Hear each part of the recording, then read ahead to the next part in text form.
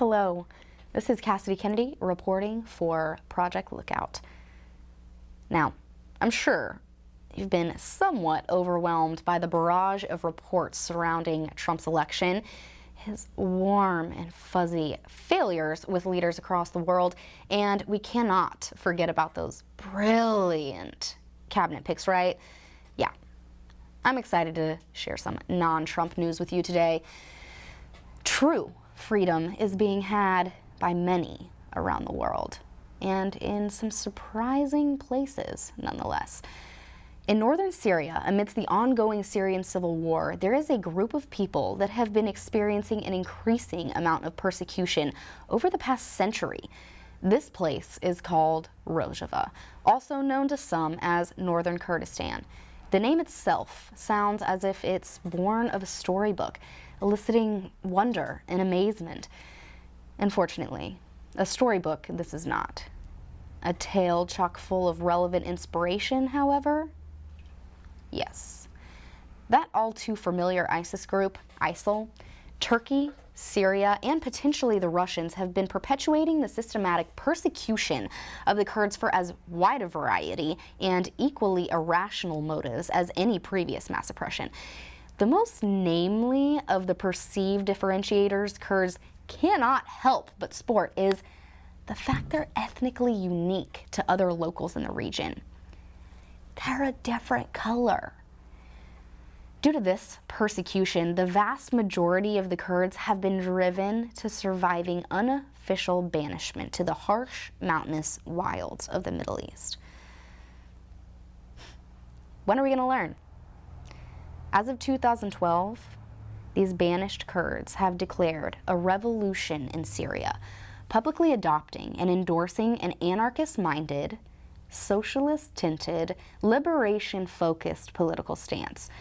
Now, these people have the odds against them. They don't look like their neighbor.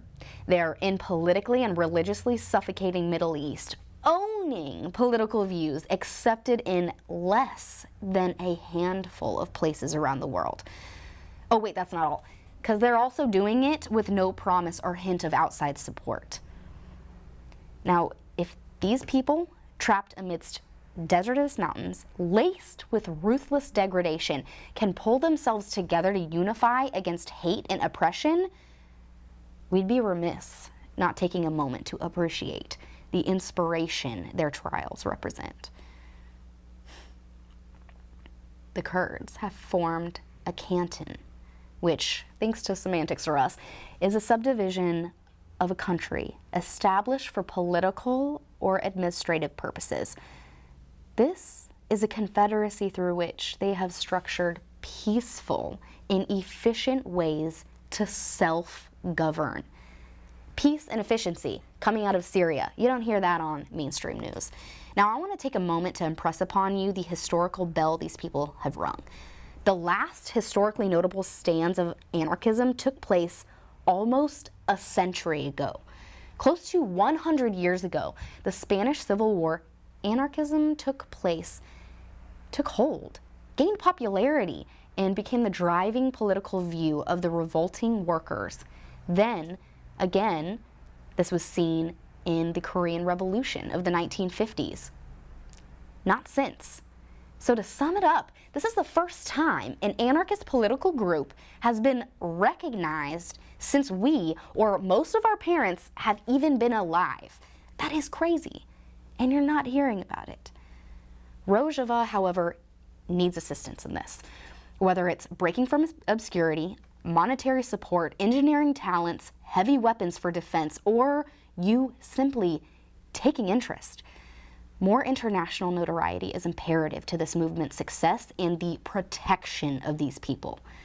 This year, I'll have you know that anywhere between 4 and 20 American anarchists have been killed in Iran, fighting alongside the Kurdish forces.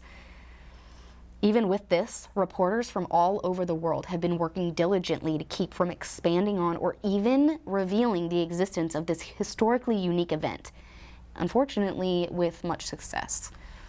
I'm glad to say that Submedia and Slingshot have done impressive work on the Syrian and Iranian fronts. But other than that, it has largely been uncovered by the media. With that, it's also been reported that on December 30th, without any U.S. intervention, Syria, Russia, Turkey, and other rebel factions have declared a ceasefire to some degree. However, Rojava, or Northern Kurdistan, was not in the talks. The reason being, the PKK, or the Workers' Party, has officially now been labeled a terrorist organization. Conveniently, by those same states that originally cast them out, for those irrational reasons. Much to the chagrin of the world, there are many players in the international game of this deadly chess. Some in the region are vying for Turkey, such as the Free Syrian Army. Some are still loyal to Assad, while others are getting help from the U.S. Wait, so who are these others, you ask, right? Yeah, that was my question too, and unfortunately, there is no clear answer, and that is war for you people. Names, lives, love, lost, and a non-existent list of people screaming for help. Remember that. It's hard to tell what the outcome of this will be. But I know one thing, won't be a quick fix. Only time will tell where this will go with the Geneva talks just around the corner this February. Keep them in mind. We will continue working to cover these events as they unfold.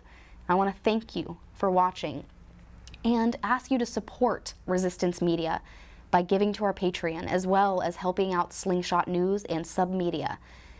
Thanks for tuning in and joining the conversation. I'm Cassidy Kennedy, and I look forward to seeing you here next time on Project Lookout.